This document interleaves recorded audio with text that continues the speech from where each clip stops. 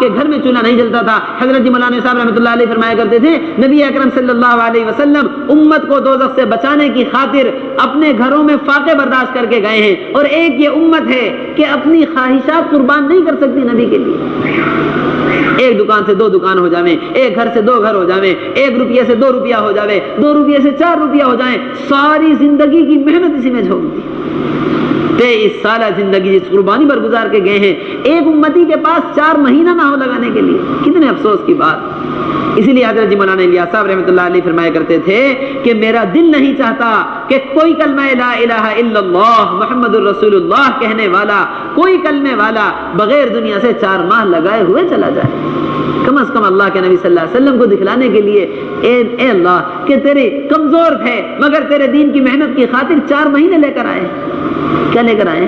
4 مہینے لے کر آئے۔ کم از کم 4 مہینے تو اللہ کے پاس لے جانے کے لیے ہمارے پاس۔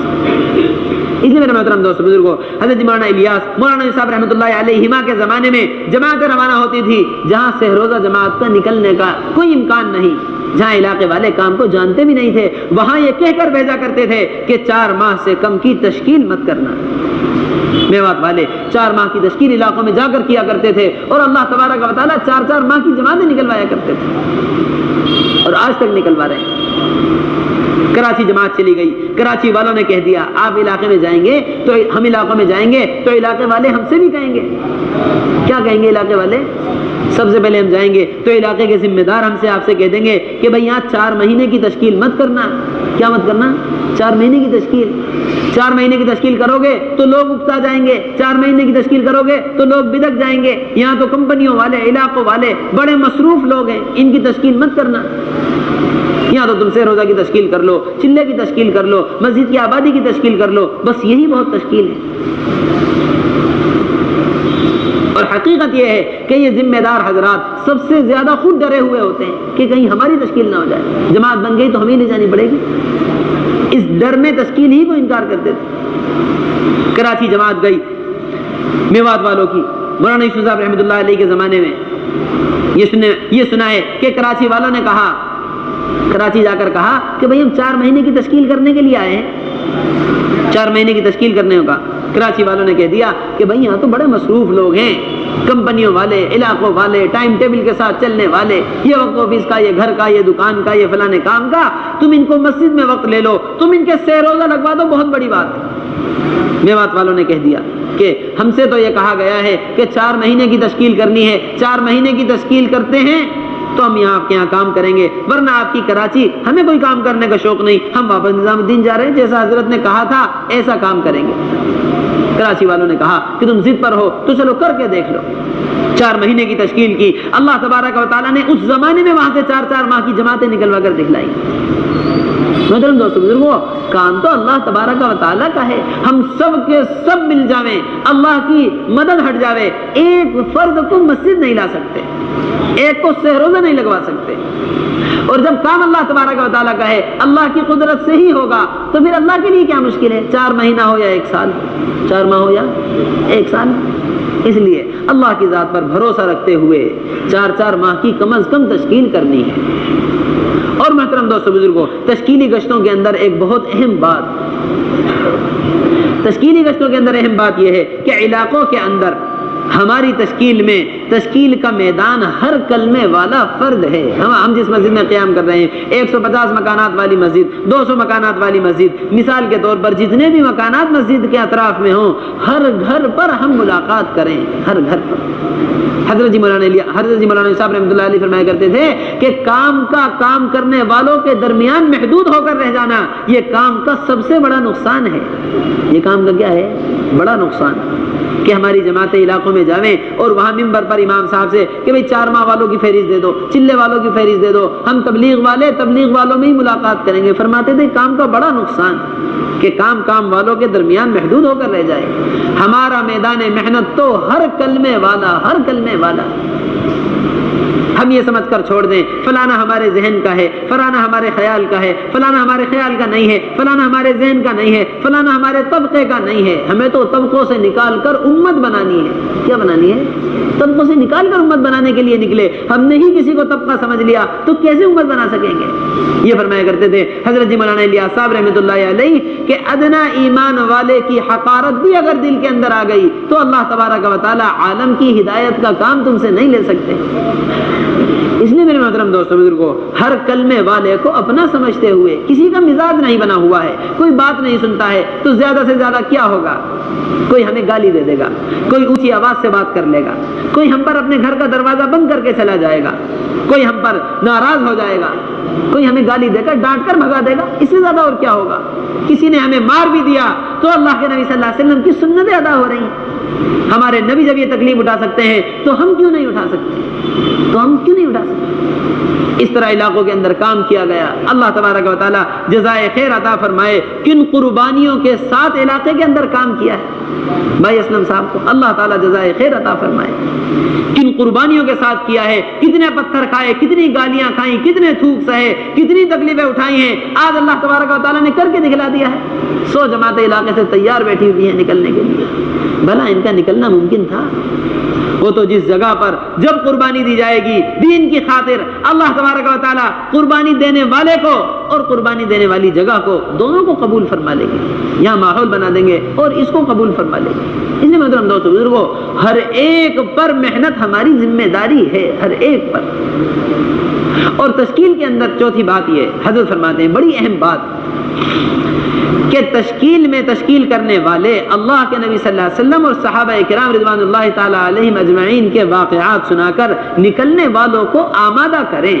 نکلنے والوں کو کیا کریں؟ نکلنے والوں کو آمادہ کریں. آمادہ نکلنے والوں کو زبردستی نہیں کرنی ہے، ان کا ہاتھ پکڑ کر نہیں کھینچنا ہے، بلکہ ان کو اندر سے نکلنے کے لیے آمادہ کیا جائے. اتنی خوشامد تشکیل کے اندر کی جائے. بس یہ خوشامد والی بات یہ فرماتے ہیں. اللہ کے نبی صلی اللہ علیہ وسلم کی خوشامد پر اللہ تبارک و تعالیٰ کو ترس آ رہا تھا. اللہ کے نبی صلی اللہ علیہ وسلم کی خوشامد پر عمر رضی اللہ تعالیٰ عنہ کو ترس آ رہا تھا. ایسی خوشامد کر رہے تھے کہ یہ خوشامد اللہ کے راستے کے لیے تیار کرنے کے لیے. حضرت جی مولانا الیاس صاحب رحمۃ اللہ علیہ کے بارے میں سنا ہے کہ اتنی خوشامد کیا کرتے تھے کہ میوات والے کہا کرتے تھے، بات میوات والوں کو کوئی سمجھ میں نہیں آتی تھی. بہترین شاندار اردو بولنے والے، آدھی اردو آدھی فارسی، اور ان میواتیوں کو سیدھی زبان بھی سمجھ میں نہ آتے. ایسے میواتی لوگ، آپ کی بات ان کو کوئی سمجھ میں نہیں آتی تھی، بلکہ یہ کہا کرتے تھے کہ ہم تو اللہ کے راستے میں اس لیے نکل رہے ہیں کہ کہیں یہ بڈھا مر نہ جائے، کہیں یہ بڈھا کیا نہ ہو جائے، کہیں یہ بڈھا دعوت دیتے دیتے مر نہ جائے، اس لیے ہم اللہ کے راستے میں نکل رہے ہیں. اس لیے فرماتے ہیں کہ تشکیل میں خوشامد، اپنے آپ کو تھکاؤ، خوب تھکاؤ، کہ ہمارے تھکنے پر اللہ کو بھی ترس آئے، اللہ کے بندوں کو بھی ترس آ جائے، اللہ تبارک و تعالی ہدایت کی ہوائیں چلا دیں اور پھر یہ اللہ کے راستے میں نکل جائے. اتنی خوشامد کرنی ہے. اور یہ فرماتے ہیں کہ ان نکلنے والوں کی پریشانی کو سنو، ان کی بیماری کا حال سنا، ان کی دکان کا حال سنا، ان کے کاروبار کا حال سنا، ان کی پریشانیوں کو سنا، اور ان کی پریشانیوں کا حل صحابہ اکرام کے واقعات سے بتلاؤ. کس سے بتلاؤ؟ صحابہ کے واقعات سے. آپ بیمار ہیں، صحابہ بھی بیماری میں نکلا کرتے تھے. عمرو بن الجموح پیر سے لنگڑے تھے، اللہ کے راستے میں یہ کہہ کر نکلے تھے کہ بچے جنت کی طرف جائیں، باپ پیچھے رہ جائے، یہ اچھی بات نہیں ہے. یہ کہہ کر لنگڑے پن میں اللہ کے راستے میں نکلے اور شہید ہو گئے. مقداد رضی اللہ تعالی عنہ ایسے بھاری بدن تھے کہ جہاں تشریف فرماتے تھے گوشت لٹک جایا کرتا تھا. لوگ کہتے تھے کہ آپ اللہ کے راستے میں مت جائیے، آپ معذور ہیں. فرمایا کرتے تھے انفروا خفافا وثقالا، ہلکے ہو یا بھاری اللہ کے راستے میں نکلو. قرآن پاک کی آیت مجھے رکنے نہیں دیتی. اپنے کھیت کا کاروبار کا مسئلہ رکھ رہے ہیں تو ان سے کہہ دو کہ مدینہ منورہ والے اپنے کاروباروں کو، اپنی کھجوروں کو چھوڑ کر نکلے. اللہ تبارک و تعالیٰ نے ان کی زندگیوں میں، ان کے باغات میں، ان کے مدینہ منورہ میں ہر چیز میں برکت کر دی ہے. آج مدینہ منورہ چلے جاؤ، ان کی قربانیوں کی برکت کے اثرات کیسے مدینہ منورہ کی برکات. یہ فرمایا کرتے تھے حضرت جی مولانا صاحب رحمۃ اللہ علیہ، جس مسئلے کو چھوڑ کر اللہ کے راستے میں، جس کام کی، جس مسئلے کی قربانی دے کر اللہ کے راستے میں نکل گئے، اللہ تبارک و تعالیٰ نسلوں تک حل فرما کر دکھلائیں گے. مدینے والے بیماری میں نکلے، ان کی بیماری کو شفا سے تبدیل کر دیا، یہ اپنے باغات کو چھوڑ کر نکلے، ان کے مدینے کو کھجوروں کی منڈی بنا دیا ہے، خوف میں مدینہ منورہ سے نکلے، اللہ نے قیامت تک کے لیے امن کا شہر بنا دیا ہے، ساری دنیا میں فتنے ہوں گے، مدینہ منورہ محفوظ ہوگا۔ اس لیے صحابہ کے واقعات سے حل بتلاتے ہوئے ان کو اللہ کے راستے کے لیے آمادہ کرنا ہے، اللہ کے راستے کے لیے کیا کرنا ہے؟ آمادہ کرنا ہے۔ پھر جتنے لوگوں کے تشکیل میں نام آ جائیں، یہاں مسجد کی آبادی کی محنت کے دوران، یہاں عمومی گشتوں کے درمیان، یہاں مسجد میں عمومی بات چیت کے درمیان، یہاں مذاکروں کے درمیان جتنے بھی نام اللہ کے راستے کے لیے آ جائیں، ان ناموں کو نقد وصول کرنا، ان ناموں کو کیا کرنا ہے؟ نقد وصول کرنا۔ یہ اللہ کے راستے میں نکل کر وصولیابی والا گشت ہے، یہ اللہ کے راستے میں نکل کر کیا ہے؟ وصولیابی والا گشت۔ اس میں میرے محترم دوستو بزرگوں، وصولیابی والے گشتوں کے اندر سب سے زیادہ قوت لگے گی، سب سے زیادہ قوت، ایک ایک کے گھر بار بار جانا، ایک ایک کی خوشامد کرنا، ایک ایک کی خوشامد کر کے لے کر آنا۔ ایک ساتھی کے گھر گئے، دوسری مرتبہ گئے، تیسری مرتبہ ساتھی کے گھر گئے، چوتھی مرتبہ اس کو جب لینے کے لیے گئے پھر عذر بیان کر دیا، پھر کیا کر دیا؟ پھر عذر بیان کر دیا۔ تین مرتبہ، چوتھی مرتبہ کے بعد پانچویں مرتبہ گئے، پتہ چلا گھر سے غائب ہو گئے ہیں۔ ایسی تکالیف ان وصولیابی والے گشتوں میں بار بار ایک ایک کا گھر کا چکر۔ ہماری کوشش یہ ہوتی ہے کہ بس ایک دو چکر میں تیار ہو جائے، کیا ہو جائے؟ ایک چکر میں تیار، جبکہ حقیقت یہ ہے کہ بار بار چکر لگانے پر ہی اللہ کے راستے کے لیے تیار ہوتا ہے۔ جناب رسول اللہ صلی اللہ علیہ وسلم مکہ مکرمہ میں ایک ایک گھر پر بار بار تشریف لے جا رہے ہیں۔ عمر رضی اللہ تعالیٰ عنہ فرماتے تھے 70 مرتبہ میرے یہاں آئے ہیں، 100 مرتبہ میرے پاس آئے، ہر مرتبہ ایسا جواب دے کر لوٹایا کہ امید ہوا کرتی تھی اب دوبارہ نہیں آئیں گے، مگر اگلی صبح جناب رسول اللہ صلی اللہ علیہ وسلم اسی امید اور اسی تمنا کو لے کر، دعوت لے کر ہمارے گھر آ جایا کرتے۔ 70 مرتبہ، 100 مرتبہ ایک ایک گھر کے چکر جناب رسول اللہ صلی اللہ علیہ وسلم نے لگائے۔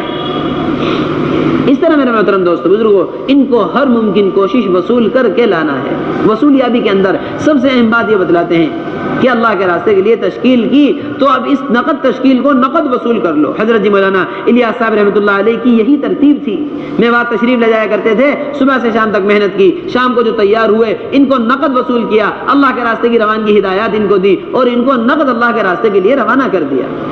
اس لیے کہ محترم دوستو بزرگوں، ابھی جناب رسول اللہ صلی اللہ علیہ وسلم کے واقعات سنائے ہیں، ابھی صحابہ کی قربانیاں بتلائی ہیں، اب ایک جذبہ دل کے اندر پیدا ہو گیا۔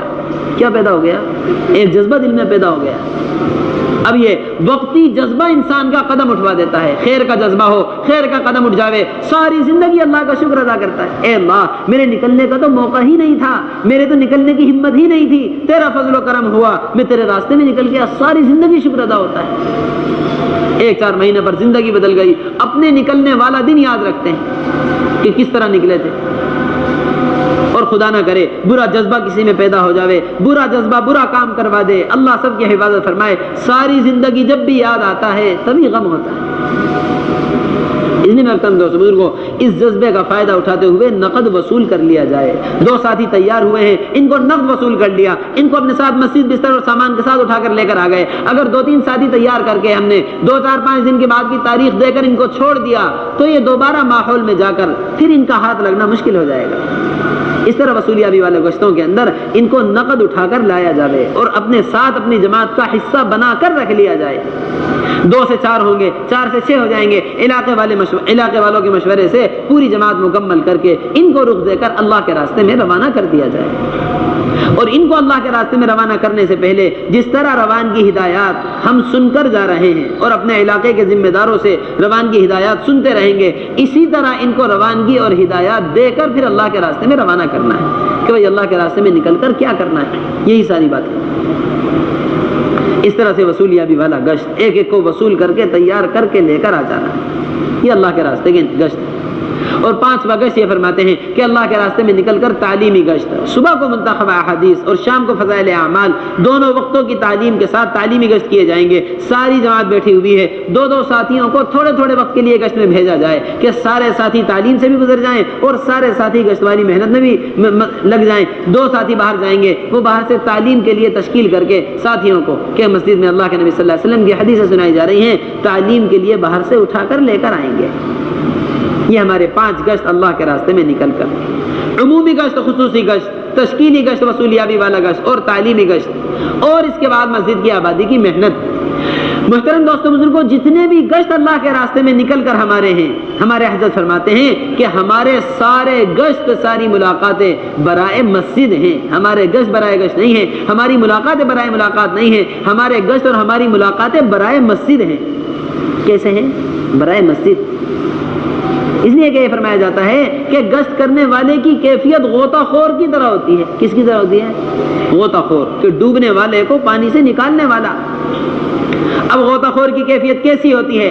ڈوبنے والے کا ہاتھ لگا تو ہاتھ سے پکڑ کر نکال لیتا ہے، بال ہاتھ لگے تو بال سے پکڑ لیا، جو حصہ جسم کا ہاتھ لگ جاتا ہے اس سے پکڑ کر باہر نکال لیتا ہے، کہ وہ ایک پریشانی اور ایک مصیبت میں ہے، اس کو نکالنا ہے باہر۔ یا ہم نے کوئی ایسا سمجھدار غوطہ خور دیکھا ہو جو پانی میں اتر کر ڈوبنے والے ہی سے بات کر رہا ہو؟ کیا کر رہا ہو؟ بھائی آپ کیسے ڈوب گئے؟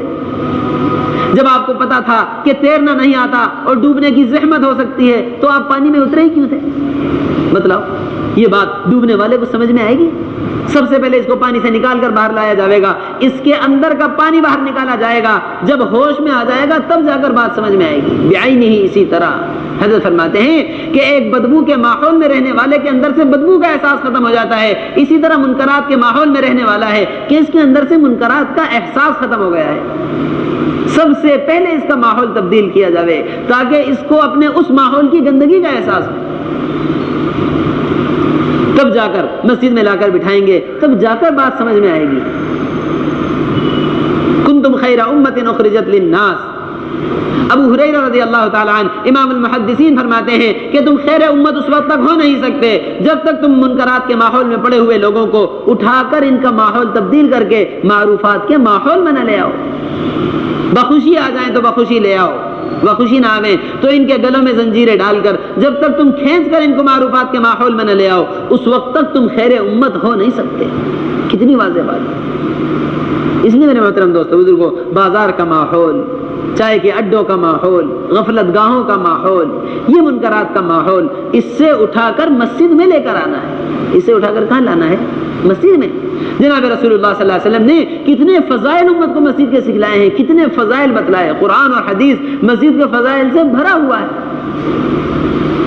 کہ ایک مسجد کی طرف قدم اٹھانے والا دین کی بات کو سیکھنے سکھلانے کے لیے اللہ تبارک و تعالیٰ کامل حج کا اجر و ثواب عطا فرماتے ہیں۔ رات کے اندھیرے میں آنے والا کامل روشنی کی، کامل نور کی اللہ تبارک و تعالیٰ قیامت کے دن کامل نور کا وعدہ فرما رہے ہیں۔ دین کی بات کو سیکھنے سکھلانے، رات کے اندھیرے میں چل کر آنے اور دن اور شام کو صبح شام مسجد آنے والا اللہ اس کے میزبان ہوتے ہیں اور یہ اللہ کا مہمان ہوتا ہے۔ اللہ فرما رہے ہیں کہ میزبان پر آنے والے مہمان کی ذمہ داری ہے۔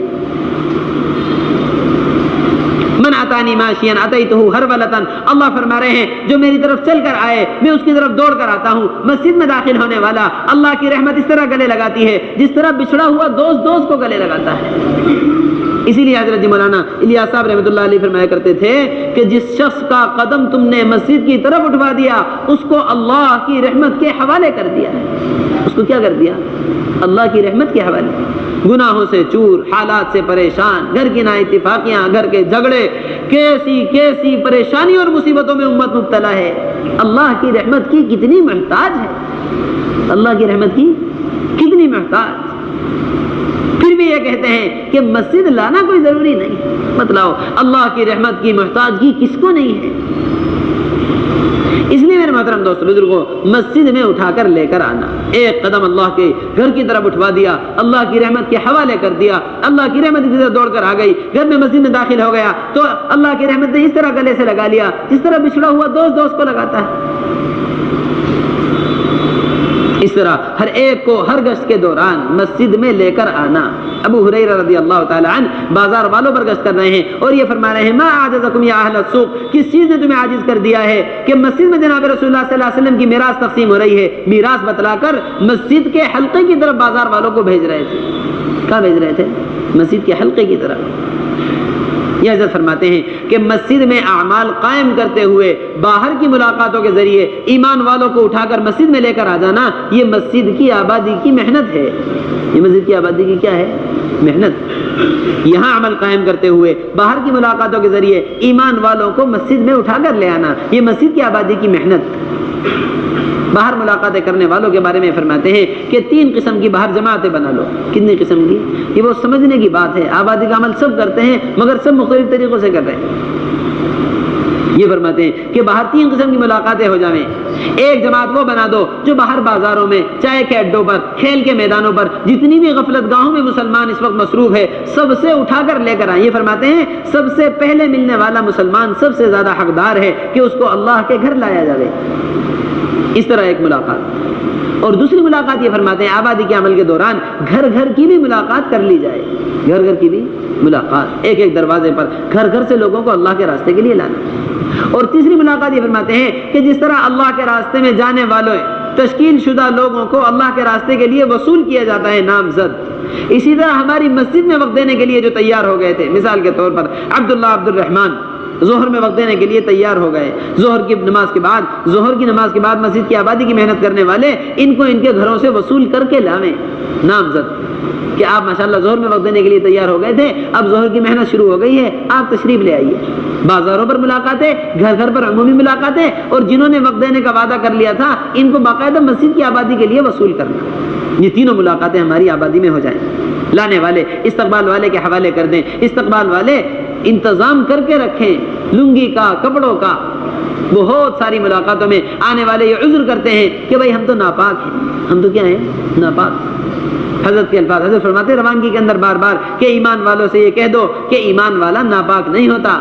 آپ مسجد آ جائیے، اگر پھر بھی کپڑوں پر لگی ہوئی ناپاکی کا عذر کریں تو آپ کہہ دیجئے اور ہم کہہ دیں کہ جو ہے ہم نے مسجد میں آپ کے لیے انتظام کیا ہوا ہے، کپڑوں کا بھی انتظام ہے، آپ تشریف لے آئیے. ہر حال میں مسجد لا کر فریضہ ادا کروا دینا. حضرت جی مولانا الیاس صاحب رحمۃ اللہ علیہ فرمایا کرتے تھے جتنے برے حال سے برے حال ایمان والے کے پاس جاؤ گے اللہ تبارک و تعالیٰ کو اتنا ہی قریب پاؤ گے. اللہ کو اتنا ہی قریب پاؤ. بیچارہ کوئی نشے میں چور، کوئی گناہوں میں مبتلا، کسی نے مسجد کا رخ ہی کبھی ساری زندگی نہیں کیا ہے، آج اس کو اٹھا کر پوری کوشش اور محنت سے اللہ کے گھر لے کر آ گئے. کتنا اللہ تبارک و تعالیٰ لانے والے سے خوش ہوں گے جب آنے والے سے اتنا خوش ہو رہے ہیں. کسی کا بچھڑا ہوا بیٹا اس کو لا کر دے دیا جائے کتنا خوش ہوتا ہے. کوشش ہوگی کہ سارا مال اپنا اسی پر لٹا دوں. کیا لا دیا؟ میرا بچھڑا ہوا بیٹا مجھ کو لا دیا. ایک اللہ سے بھٹکا ہوا بندہ لا کر اللہ سے ملوا دیا. ملوانے والے کو کتنا اللہ کا قرب حاصل ہوگا. فرمایا کرتے تھے جتنے برے حال سے برے حال کے پاس جاؤ گے اتنا اللہ کو قریب پاؤ گے، اتنا اللہ کو قریب پاؤ گے. اس لیے محترم دوستو بزرگوں اس طرح سے مسجد میں اٹھا کر لے کر آنا. پھر یہاں استقبال والے ان کو نماز ادا کروا کر ناپاکی کی حالت میں آئے تو وضو اور لنگی اور سب چیزوں کا انتظام ہمارے ساتھ ہی رکھیں. ان کو کپڑے پہنا کر پاک صاف کروا کے یہاں نماز ادا کروا کر تعلیم میں بٹھوا دیں. اب تعلیم والے پورے چاق و چوبند ہوشیار ہو کر تعلیم کریں.